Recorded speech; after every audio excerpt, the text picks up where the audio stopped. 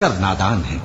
کہہ دو کہ اس کو روح القدس تمہارے پروردگار کی طرف سے سچائی کے ساتھ لے کر نازل ہوئے ہیں تاکہ یہ قرآن مومنوں کو ثابت قدم رکھے، اور حکم ماننے والوں کے لیے تو یہ ہدایت اور بشارت ہے۔ اور ہمیں معلوم ہے کہ یہ کہتے ہیں کہ اس پیغمبر کو ایک شخص سکھا جاتا ہے، مگر جس کی طرف تعلیم کی نسبت کرتے ہیں اس کی زبان تو عجمی ہے اور یہ صاف عربی زبان ہے۔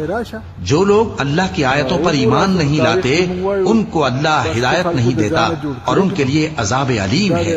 جھوٹ تو وہی لوگ باندھا کرتے ہیں جو اللہ کی آیتوں پر ایمان نہیں لاتے، اور وہی جھوٹے ہیں۔ جو شخص ایمان لانے کے بعد اللہ کے ساتھ کفر کرے وہ نہیں جو کفر پر زبردستی مجبور کیا جائے اور اس کا دل ایمان کے ساتھ مطمئن ہو، بلکہ وہ جو دل سے اور دل کھول کر کفر کرے، تو ایسوں پر اللہ کا غضب ہے اور ان کو بڑا سخت عذاب ہوگا۔